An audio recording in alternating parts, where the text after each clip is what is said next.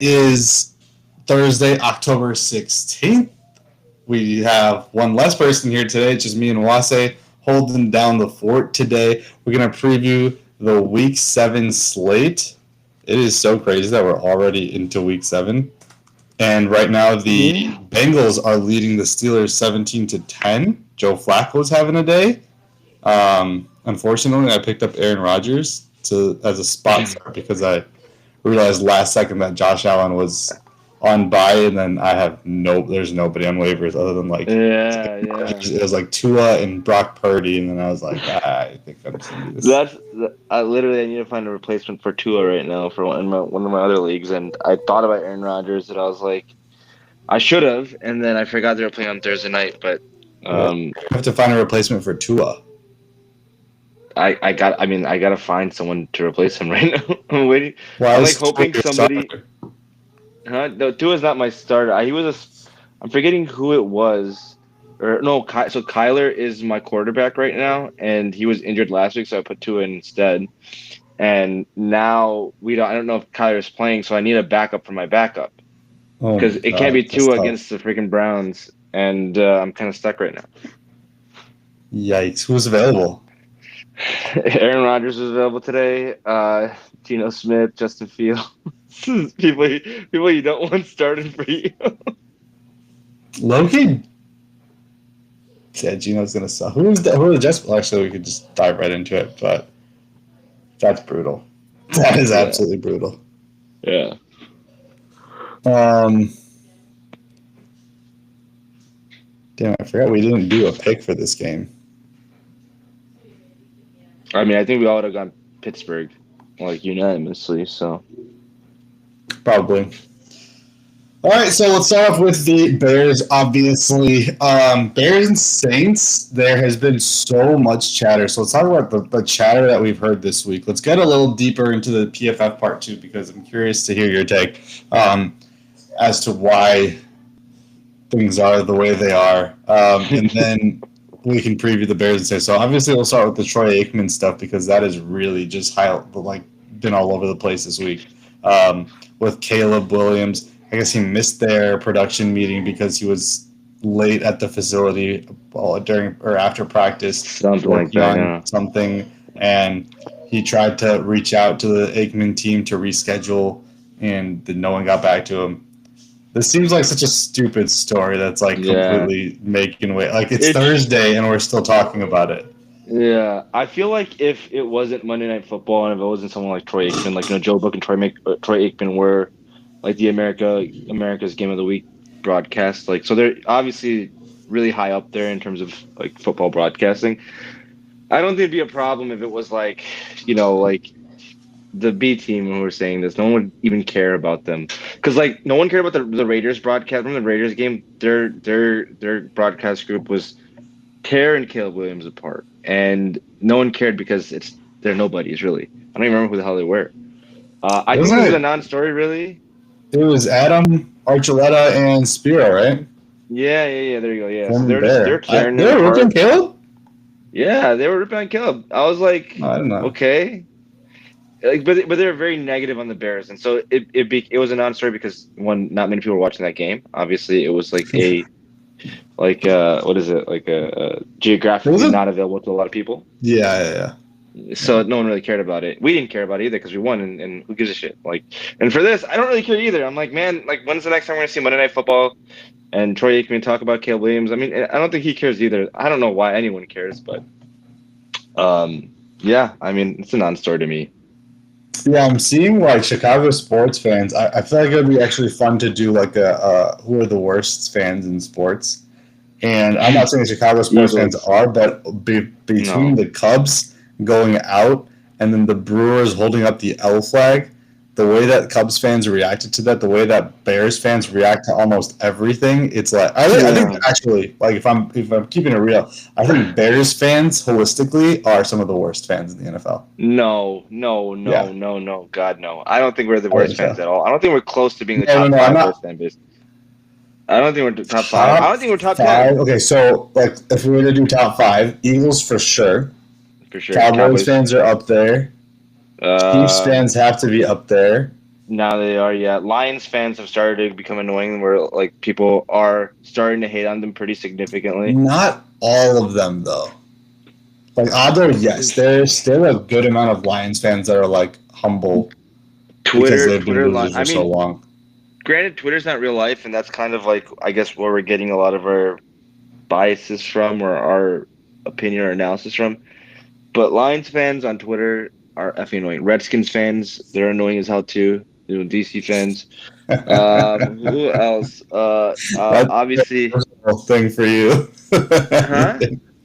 That's more of a personal thing for you. Patriots fans are up there.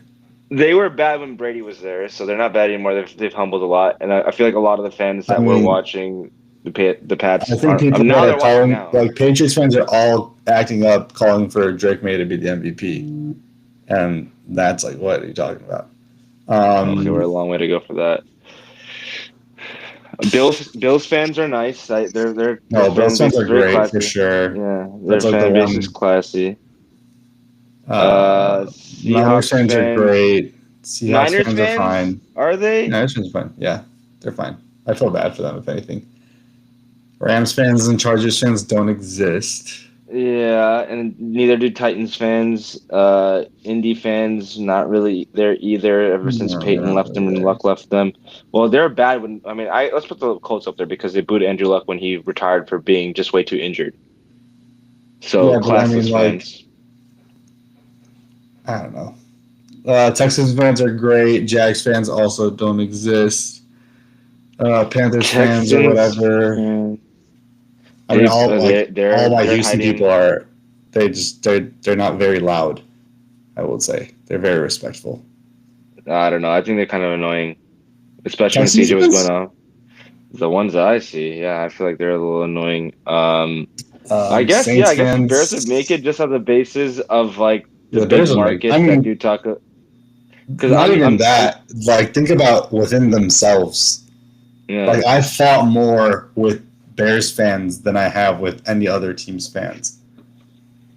yeah. Like, I Raider see so fans. many examples. Like that one guy that we was like the what is he like? He's a voice actor or something like that. Oh, and For like the anime. Nostradamus. Yes, Yeah, like yeah, that he's fucking guy's. retarded. Yeah, that guy Well, is he's calmed down now ridiculous. since Justin Fields is gone. So I mean, I guess Yeah, that changes. I mean the whole Civil Uh, War. So I think Bears fans are definitely up there. I think too, like the league to the rest of the league, they're annoying, but to us because of that Civil War, I think that's why we might find them more annoying than other folks do. Yeah, for sure.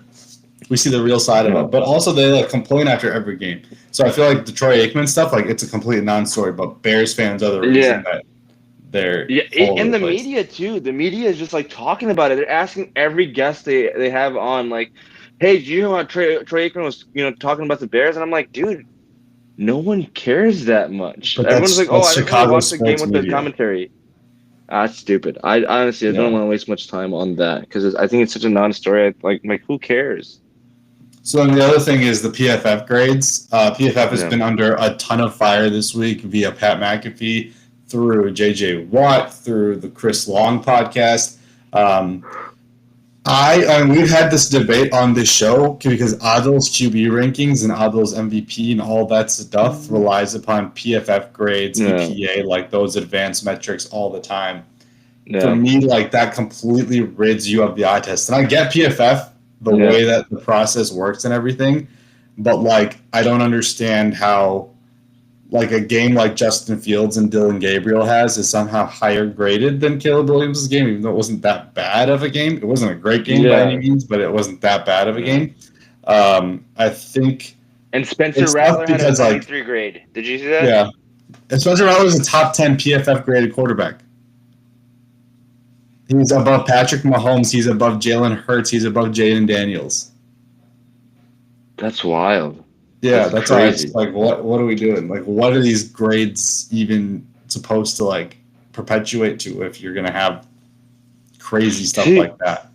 PFF to me is just a confirmation of the eye test. It's not supposed to be like the end all be all, obviously, because like what they gave Darnell Wright for his run blocking grade on Monday night was absolutely ridiculous. I thought that was like one of the greatest run blocking games I've ever seen an offensive tackle do, and he was rated like a 70, and I was like, dude, he was blocking one guy, going to the second level, blocking that guy, opening holes for DeAndre Swift, literally like especially like because of how much success they had on an outside zone. That's like most of it is going to be Darnell Wright out in space, and the fact that he got like a 70 when he should have been like a 99, it's kind of wild to me. So yeah, a lot of the metrics that are out there right now just don't make sense to me. Especially like for the Bears pressures, like Jervon Dexter being the 14th highest rated defensive tackle in all of football, Yeah. Yeah. being like, Montez Sweat being a like top 10 defensive end on per PFF right now when he only has one sack and doesn't feel like he gets the quarterback enough. I mean, I think he disrupts plays, but he doesn't finish, obviously, and that's probably why he's not Yeah. showing off that well. Yeah, win But rate and actual like perceived or expected success, expected completion percentage, expected yeah, success or pressure rate. That's all fine and dandy, but if you actually have like, for example, if a turnover itself isn't a turnover worthy play, that makes no sense to me. So if you're not going to credit yeah. Jaden Daniels for having 2 turnover worthy plays when he had 2 turnovers, that doesn't make any sense to me. 3 turnover worthy plays because he had a fumble as well. I think the point of 2 fumbles. turnover worthy play is the sense that plays that weren't turnovers. So inherently, I think it wouldn't be counted as a turnover worthy play. Because if it's already a turnover, yeah, turnover worthy play is how many times you put the ball in harm's reach. It's incremental to the turnovers already? Yeah, so like for instance, like let's say Caleb throws a bad pass that was almost intercepted but was bobbled, right? That's an incompletion, but that was a turnover worthy play. Yeah. But if he throws the interception, it's not a turnover worthy play, it's just a turnover. Oh, okay. I didn't know that. I didn't know it was incremental to actual turnovers. I thought it was just for the sake of including the tipped passes as interceptions, like you're trying to be like, if it's an interception that's not on the quarterback, you're not calling it that. Which I get that in that sense, because like you see tipped interceptions all the time, and it's like you can't put that blame on the quarterback. That's why I like those videos that show you like, is it the quarterback's fault? Is it not the quarterback's fault? And they go through all the interceptions. But yeah, so it's interesting, and also like the big guns of PFF have all left, right? So you're left with these guys like Trevor or something. Trevor Sikkema, Tampa Bay Trey. I don't like the Dalton guy for sure, but Sikkema's good. I just don't agree with a lot of his college takes. Yeah, me neither. And he was behind that putrid freaking mock draft that just came out. I was like, man, Ty Simpson number 1 is like such a reactionary. It's really just like it feels like they're giving up on PFF. Like they're like quiet quitting, and they're just pushing out content because they're obliged to do so.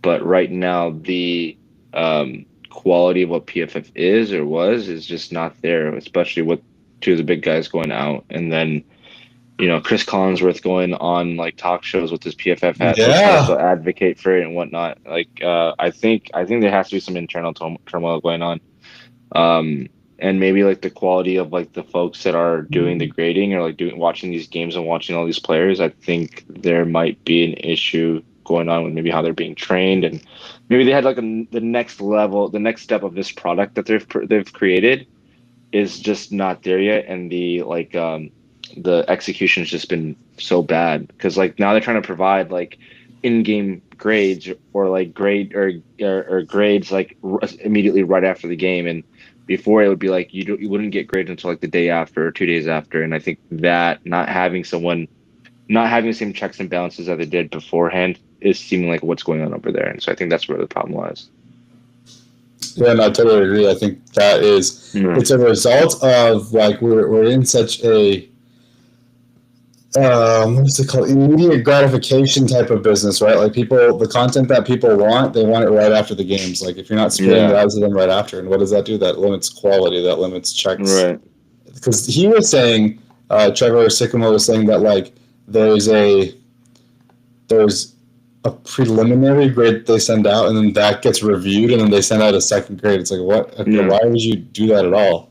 If that's the case, They if did that say makes no that sense. it to ensure like consistency across all players, like obviously the methodology of how they grade has to have final say of like the people above, but it's like there's so many players, there's so many things that they're grading for. Like there's so many like segments of the game that they're grading for. Like before, slot efficiency was not a something that was graded or that we thought about. It's gotten to the point where they're like finding different, segments of the game in terms of advanced analytics to really, grade the game. And I get that. I mean, those are cool stats to have, but either you um hire better folks that are watching the game or train them better, or you just keep it simple to just player grades and not trying to grade every facet of a team and like what they're doing Yeah, and like yeah, leave that to like Sumer Sports or somebody else. Like have yeah, your niche and just run with that.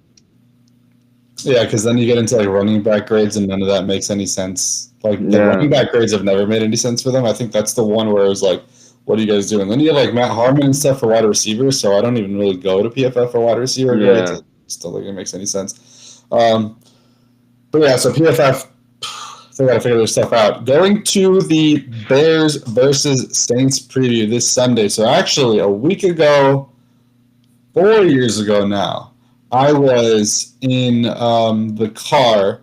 Me and my wife went to a apple picking farm in where was that? Snowbirds. That was no, it was called Finger Grove. Richardson's Farm. Uh Richardson's Farm, beautiful place. Like it was so huge, gigantic zip line, huge corn maze. But I'm in the car, and of course, October 9th, 2021 was the 2021 version of Red River. Oklahoma, okay. Texas, probably, if I had to pick one Red River all time that I've watched, the best one, it was when Spencer Rattler started the game. He had taken OU. He was a Heisman preseason Heisman favorite that year, but he had this weird thing where he was constantly getting replaced in Red Rivers because Lincoln Riley was like trying to light a fire under him or something, bring him back in. Yeah. Spencer Rattler had OU down 28-7. He had thrown a pick. He had fumbled the ball. It was not looking good, and in comes on a 4th and 1 to swing the tide, to swing the momentum in OU's favor. Lincoln Riley takes out Spencer Rattler. He puts in a little true freshman from Washington, D.C. named Caleb Williams, who takes the 4th and 1 play, 61 yards, I believe. Yeah. It was a QB power type of play, took it, and then he didn't see the sideline the rest of the game. Caleb Williams came in, subbed in for Spencer Rattler, and the rest is history. You have the 3rd and 19 throw to Mims. You have the most incredible comeback in Red River history. Oklahoma wins 55-48. They erase a 3-score first quarter deficit, and Caleb Williams. That's the legend was born that day. On Sunday, Caleb Williams and the Chicago Bears, who he welcomes in Spencer Rattler, who he had previously replaced, who got casted off to South Carolina, who, I think he was a 6th-round pick. Yeah. And Fifth round pick. Yeah. 5th-round pick, and Caleb obviously being the 101 in 2024. Same draft class. They play each other for the first time since then. That is going to be such a there has to be angst. There has to be something. Spencer Rattler, when asked about the relationship that he has with Caleb Williams, he said, "We're cordial. I'll say, hey, what's up to him, but we're not friends." And how could you be? There's no way. Like, that is literally the guy that stole your spot. He stole what you were supposed to be in college football. This kid became that, right? Yeah. And so Spencer Rattler has had a pretty decent season. I think it's going under the radar a bit in the PFF sphere, maybe too much over the radar. But he's had a pretty decent season. The Saints, obviously, I think they just beat the Giants, so they're 1-6. But with Chris Olave, with a working offensive line, the defense sucks. What are your expectations for this game? What are your expectations for Rattler versus the Bears defense? I think they're a well-coached team. I mean, they're scrappy. They're playing through playing teams tight, especially. They gave the Bills a run for their money, whatever that was for the first half of the game at least. Um, so honestly, despite what their record says, they're probably better coached than compared to what the talent that they have actually on the team. I think if they get more Yeah, they're talent on that overperforming. team, they would be a much much better team. But the fact that they're like talent deficient, and there's a lot of folks that are there that are lifers of that organization that are probably on the way out. I think this is still a game that you got to play really close because we're coming off of this high of beating the Washington Reds, the Commanders. Sorry, uh, on Monday night in front of the whole nation, and it was a good team that we won, beat, and it's a good game that we won. And so now we're at the point like we're not a bad team anymore, but like we're like inching towards trying to be a good team. We're probably an average team right now, and average teams are the ones that would lose to the Saints coming up this weekend. And so for us, I don't want to say it's a must win, but it's like a hey, you have to win this game to show that you're not a bad team anymore. And so you have that writing on you. And then you have obviously like the storyline for Caleb. I think he would want to win this game too, just to solidify that I'm better than you, just by what your PFF grades say. And then for Dennis Allen, like like Dennis Allen's last team. He coached for them, obviously, and then was released mid-season last year. So I think there's like a lot of things going for the Bears that this game is much, much more important than what meets the eye, and I think we got to build off of that and have a good game plan. And I think that it might start off a little slow, but for me, I think that we will run away with it towards the end of the game and win it comfortably. So, where do you see in terms of advantages and disadvantages that the Bears have specifically with different position groups and different coaching groups? Well, I mean, I think we have one of the better coaching staffs in the league with Dennis Allen and Ben Johnson. And not that the defense is showing, great. I mean, we've had a great defensive game against the Commanders. We've had 3 weeks straight of having 3 or more turnovers, but we're at the point where you can't rely on turnovers as much as you'd like to, because they're not sustainable. Number one, you're not going to get a gift of a fumble late in the game again. So you kind of have to now like have this game be like a game where you can try some things and then get right and then beat them soundly. I think I feel like Montez Sweat is looking for like a breakout game. I think it may be hard against their current offensive line because their offensive line isn't bad. I don't think they're bad Yeah, either. they And get I pretty think good. and Spencer Rattler is getting it out quick. I think his time to throw is like one of the like top 10 like lowest time to throws in the league. So, I kind of want to see a breakout game from Montez Sweat. I think that overall, top to bottom, we are a better roster and a better team.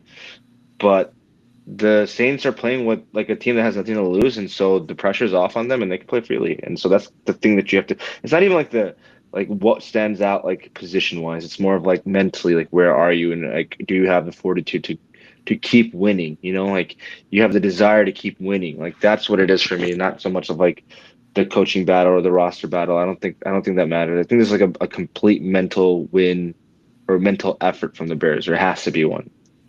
Yeah.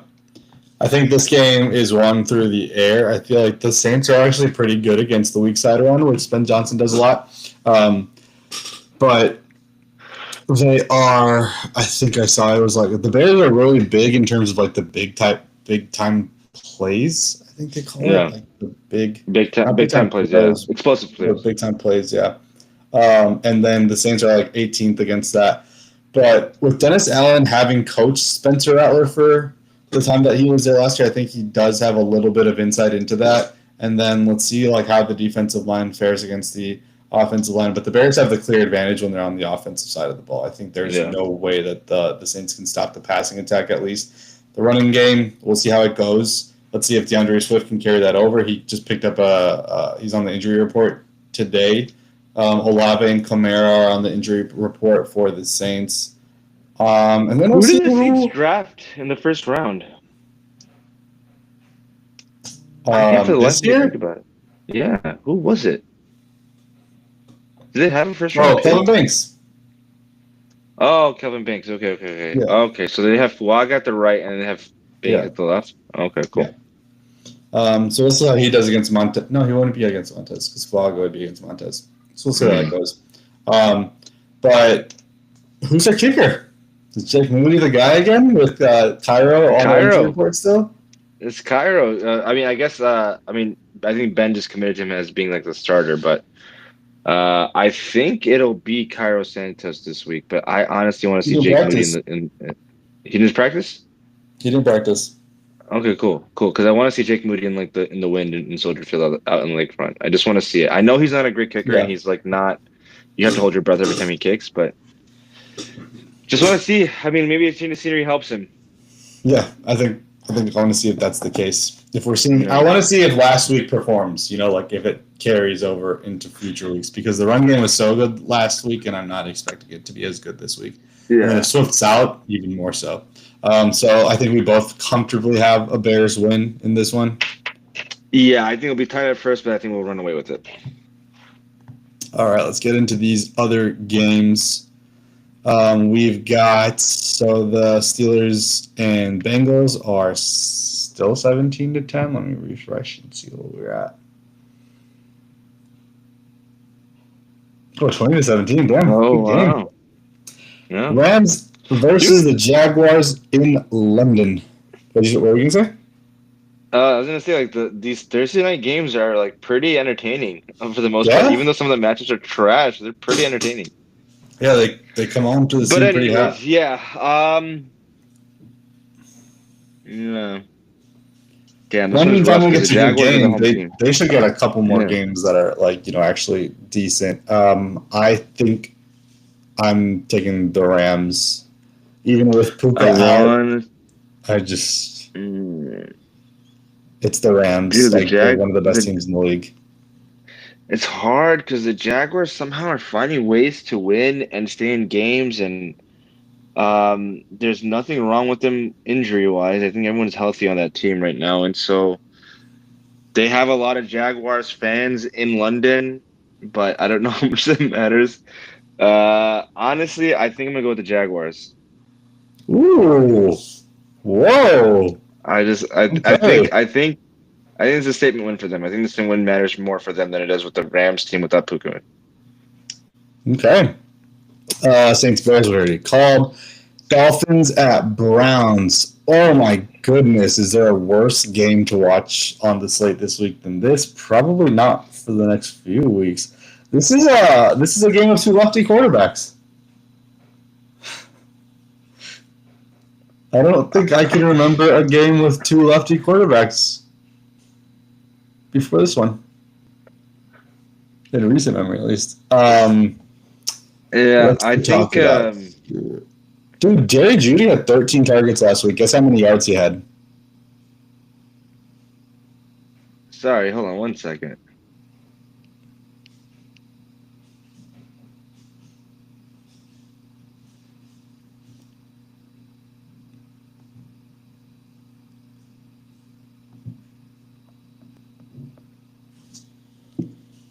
Hello?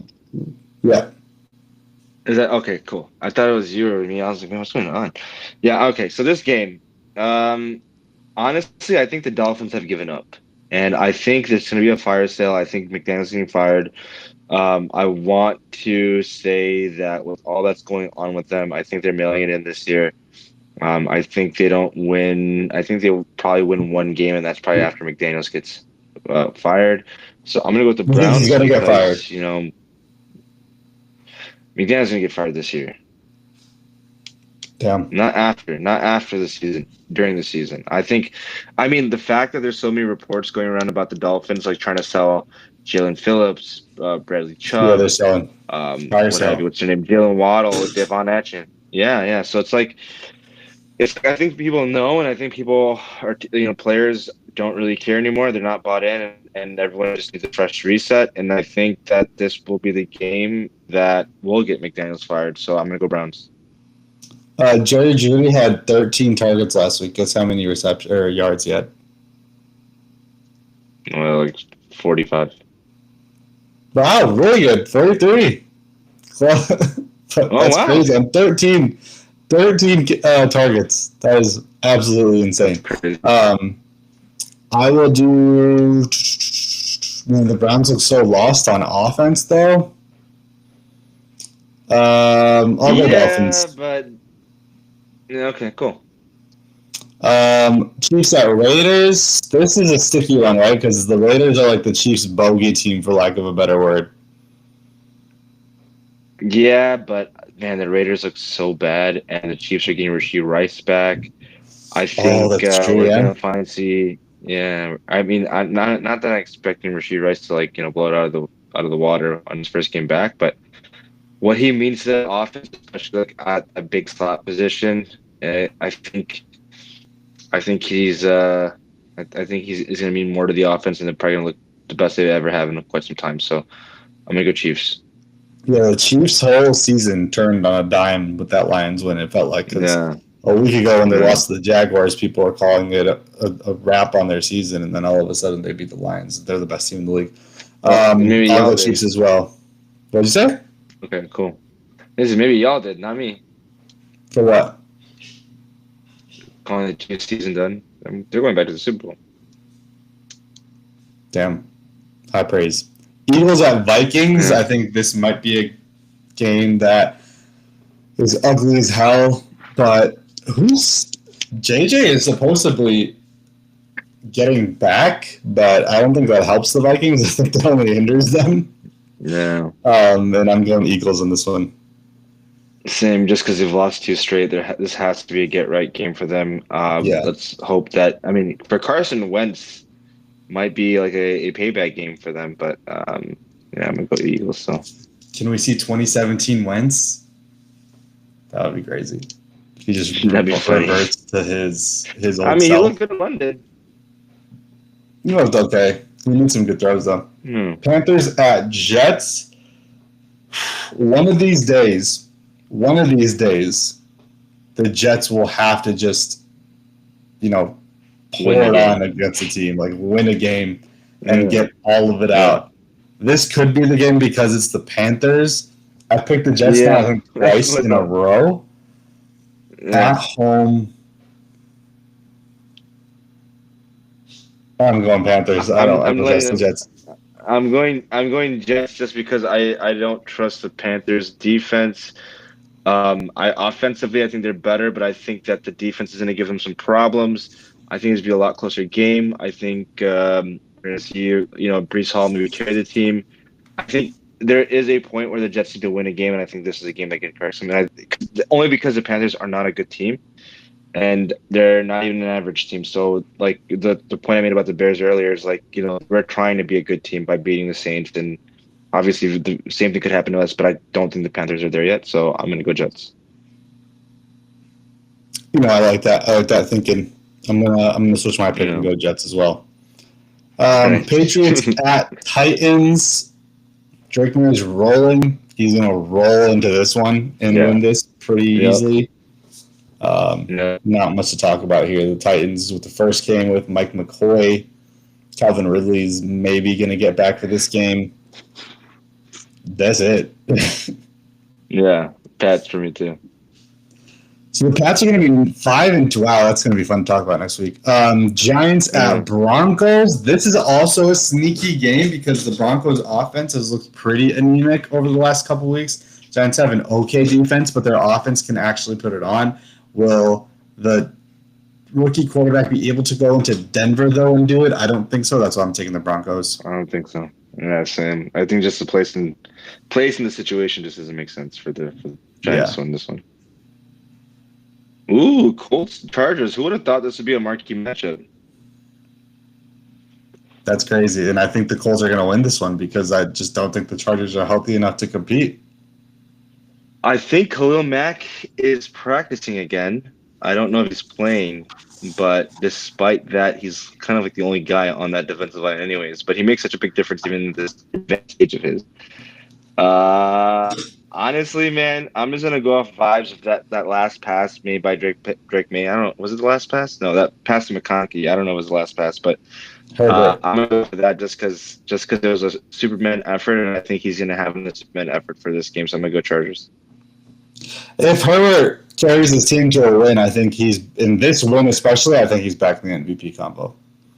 Oh, of course, yeah. The Packers at the Cardinals. I think the Packers absolutely steamroll the Cardinals. Yeah. Vibes in Arizona Yeah, the are so Cardinals. weird. MSJ isn't practicing, and I think this is a really good game for Jordan Love, actually. Yeah, that's a game you capitalize on. I think the defense, because I think Walter Nolan is coming back from injury because he hasn't played all year. He's been Not that he's activated going to from the be. pup. I don't know if he's going to play, though. Okay. Yeah.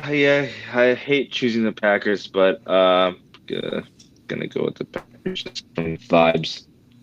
Commanders at Cowboys. Dak Prescott has been playing at a very, very high level this year. Commanders are coming off of a really rough loss, but they didn't look good. They didn't have any control of that game. They were able to take advantage of position that was given to them through, officiating mistakes, and they capitalized, I guess. Mm-hmm. I'm curious to hear your takes on this. I feel like, how is Dak going to fare against the Commanders? But how is that I think Cowboys fair, defense going to fare against fine. the offense? Just fine. That that Commanders defense is literally not good, overrated. They're not the defense they were last year. Not having Dante Fowler is showing significantly because he was a double-digit sack guy last year for them, and they're missing that.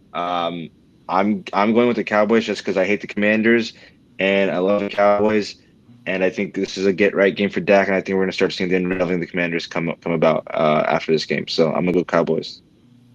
Damn, bold take. And I think I'm right there with you, too, because I think the Cowboys offense can put up a lot better numbers than the Bears can. Will their defense be able to keep Jaden Daniels out of the end zone? That remains to be seen. But I just think they have too much firepower on offense. And CD's coming back. You get CD back this week. Flus, this is a revenge game for Flus because this is a game where he lost his job. And so maybe he plays it right. No, it's not the game where he lost his job. Yeah. This is a game that lost the locker room. Yeah. So he doubled down on it. He tripled down on it. Yeah, and I think this is a point like where obviously he has to make it for what happened with the Panthers game because they lost so bad where a lot of folks thought they'd win, and he has to make this right. And I think this is like another upset game. I think Commanders fans are coming in thinking this is going to be like a W for them, but I don't think it'll be as easy as they may be expecting. I think Dak Prescott is one of the better quarterbacks in the league this year, and I'm gonna go Cowboys. Yep. Falcons at 49ers is a little bit of a fun one. Sunday Night Football. Damn, is that 3 straight primetime games for the Falcons? What the hell?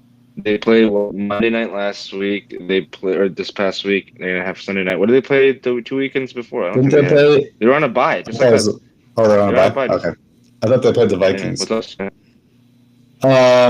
They did. They did but that was early on, week 2 or 3 or something like that.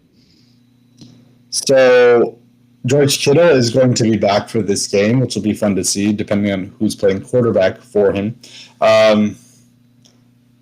I think with everything going on with the 49ers, this is like an emotional game that they win.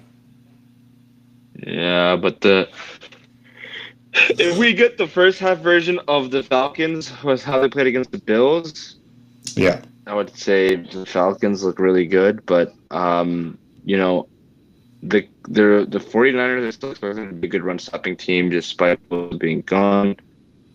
I'm trying to think about this one. This one's actually hard for me. I don't know why.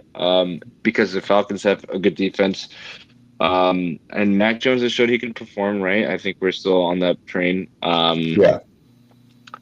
I mean, a healthy CMC and a healthy Kittle is really what just pushes us over the top. Yeah. I think the Falcons are one of those teams where they beat a good team one week, they're going to lose to another good team the week after. So I'm going to go 49ers. It was a home game against one of the top dogs in the NFL. You were able to win that. This is a perfect spot for a letdown game. Bucks at Lions. This game is going to be juicy. I think this is the matchup that a lot of people are waiting to see. Baker Mayfield, the current MVP frontrunner for the league is going against the Lions team that he lost to in the playoffs 2 years ago. Was that at your house when we watched that 2 years ago? Yeah. And he's going up against not having his 4 top receivers. Mike Evans could come back for this game, maybe. I think if he's practicing this week, it's because he's coming back for this game. He's limited today, I believe. Bucky's still not available. The offensive line is in shambles. The Lions have every reason to win this game. Yeah. But it's Baker Mayfield. It's Monday Night Football. All eyes on him all season. I'm going the Bucs. I think Baker Mayfield pulls this out at the end. I think the Bucs defense does a decent job. Lions probably go up early, but the Bucs claw their way back, get a couple stops when they need to, and Baker Mayfield is the one that takes it over the top. It's funny because we have a bunch of like cornerback 4s and 5s from the Lions playing a bunch of wide receivers 4s and 5s for the Buccaneers. Yeah. So I think there's chalk on that. I think it's like literally like an even matchup in that regard.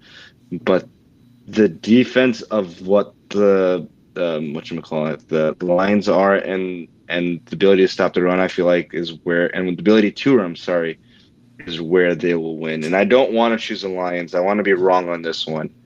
But I think the Lions might have this one at home just because the matchups just don't feel right. If Baker had a go-to guy that he could trust, and it wasn't Keldon Johnson? What's his name? The guy, the wide receiver.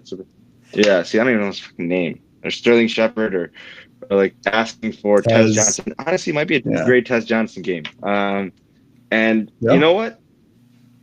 If they do win, it's because him and Tez Johnson had a great game together. And what does your opinion change at all if Mike Evans is back? Yes, it would change, but I mean, how do we know if he's going to be back or not? Was he limited in practice both days or just? I thought he was limited. Both days though, because both days matter. Or because I don't think they probably aren't practicing the same practice schedules. They're probably doing like a Wednesday, Thursday, today. Friday. Okay, cool. Full participant? He was limited, but the expectation is that he will play Monday night.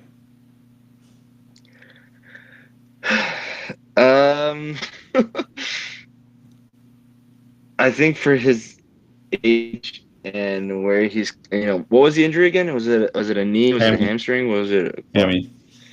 Yeah, no, that doesn't change it for me. I'm gonna go Lions though. Okay. I mean, I wouldn't. I if I was betting man, I would definitely put the house on the Lions, but it's just that Baker that's just doing a different. No, that's how I feel about Dak.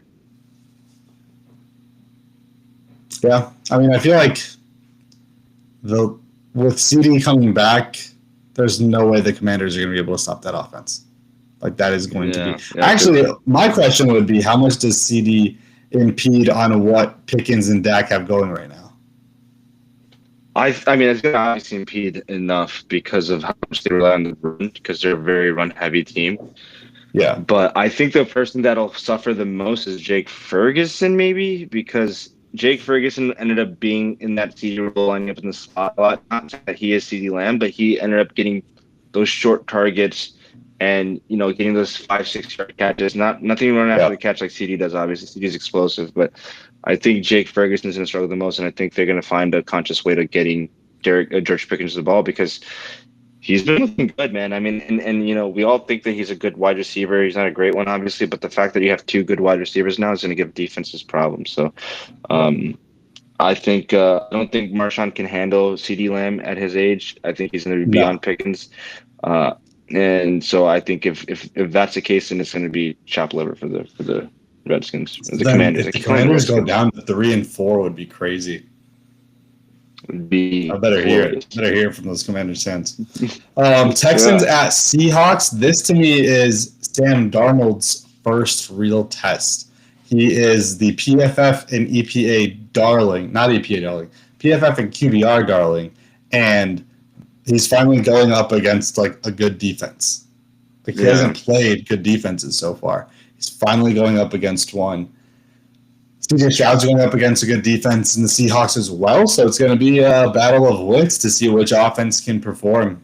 The Texans are also coming off the bye, so maybe they get a little healthier, get a little game plan going. This one's tough to predict.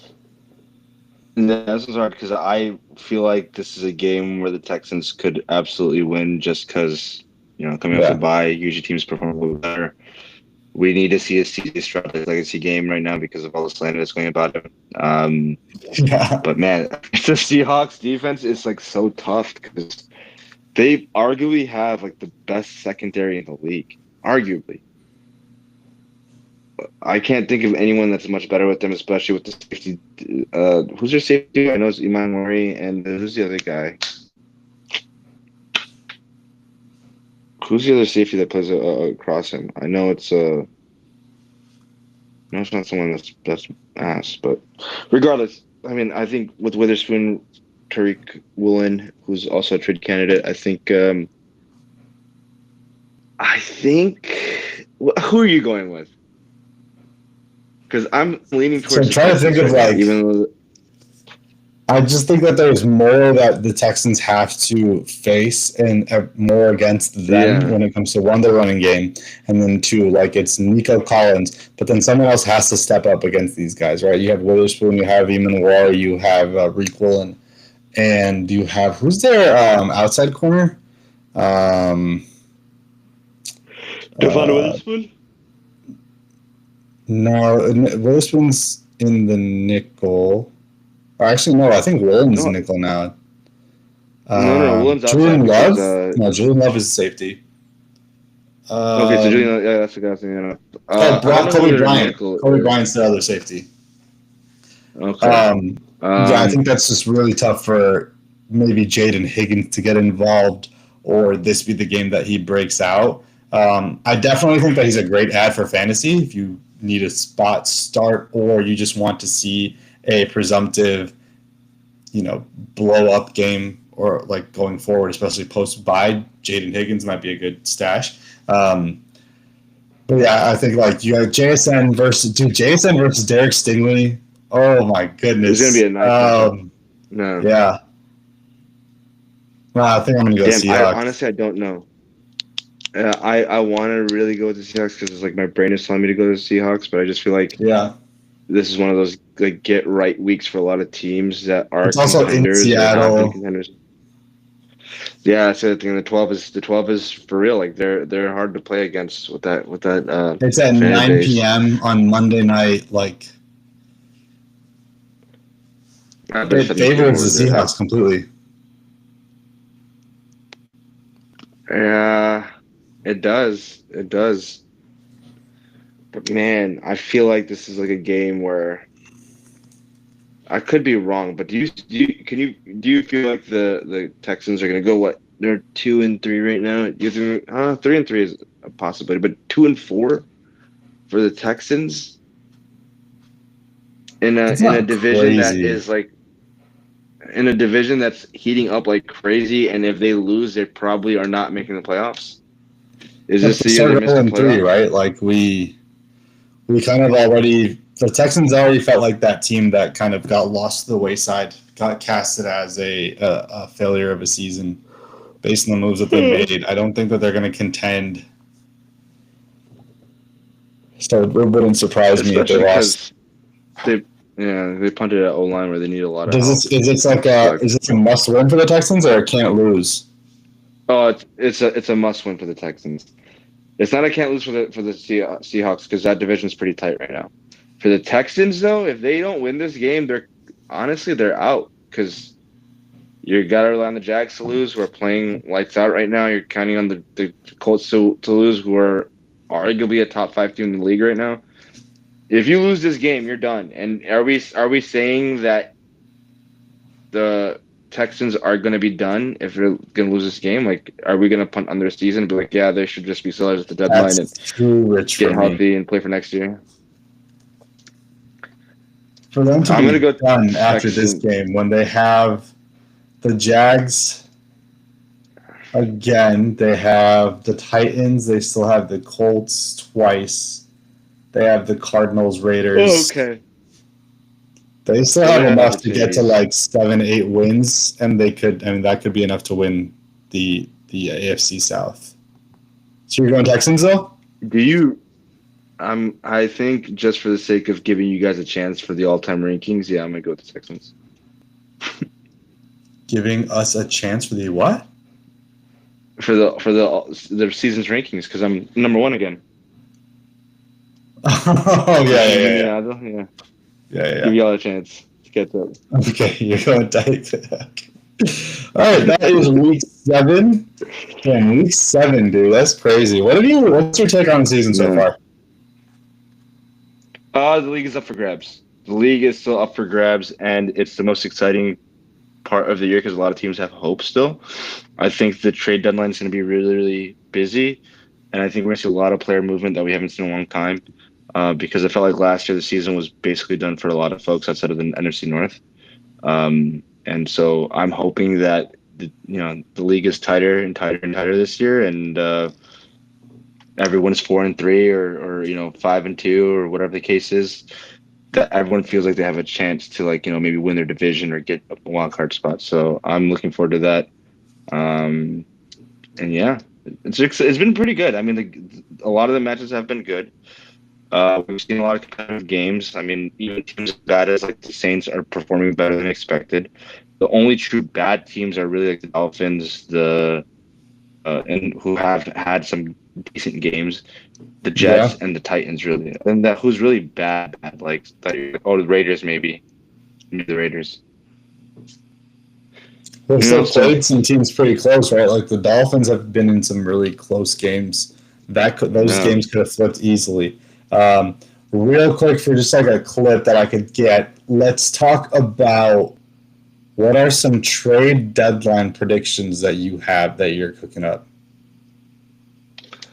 I'm gonna speak from the Bears' perspective and the Cowboys' perspective because those are the teams that are really falling, and I really want them to make moves. For the Bears, I really want them to shed as many bloated contracts as they possibly can. I know saying trade DJ Moore is not a sexy thing to say, and I love DJ, and I was excited when he got here. But just for the sake of the salary cap next year, you have to find ways to make space for him. And that maybe even means moving on from Cole Kmet, who I think would be great on the Patriots. I think the Patriots acquire Cole Kmet as a tight end to replace Hunter Henry. I think Cole Kmet's a better, obviously younger, a better tight end overall right now in this part of his career. And I think DJ Moore gets moved, hopefully to even the Pats. I mean, maybe there's a lot of buyers out there. It seems like there's a lot of buyers at wide receiver right now, because Jalen Waddle, Chris Olave, and I don't know who else has been talked about in terms of getting traded. So I'm hoping Jacoby somebody Myers. wants to. Yeah, Jacoby Myers. I feel like there's a lot of folks that want to trade for a wide receiver, and I think that we also need to start developing Luther Burden and Colson Loveland, and because they need this season to get better. So I Yeah. think getting rid of those two guys makes a lot of sense. Braxton Jones, there's a lot of teams that need a spot starter at tackle for the year who's above average or an average left tackle. So I think there's a lot of teams that he can help out. I think Braxton Jones goes away. I think What do you think with the man, Braxton Jones for Tyree Wilson that we saw? I don't think we need edge though. I think we really need defensive tackle. I really think we need a true three tech that can penetrate the inside of the defense, the middle of the defense, an offensive line. And I think we're going to start seeing people more like Adio and Montez converting on sacks. I really think we need a defensive tackle. I've been on this craze, wanting a defensive tackle. I wanted Derek Harmon over Colson Loveland. So I hope if we do get someone, it's for the defensive line. But at the same time, man, we spent so much money on the defensive line, so much effing money. Grady Jarrett's there, and just man, this is just like an overcompensation of your roster, and now you're in a bad spot because I don't even think you trade Grady Jarrett right now because of all the money that he's going to do. So I don't expect him to make. I expect him to sell some of the fat from the roster, and then I think I don't think we're going to be as big of buyers as we think we are. So hopefully I'm wrong. Yeah. All right, well, that's our show for today. We'll catch you guys on Monday's wrap-up of Week 7. And yeah, we'll see you guys on Monday.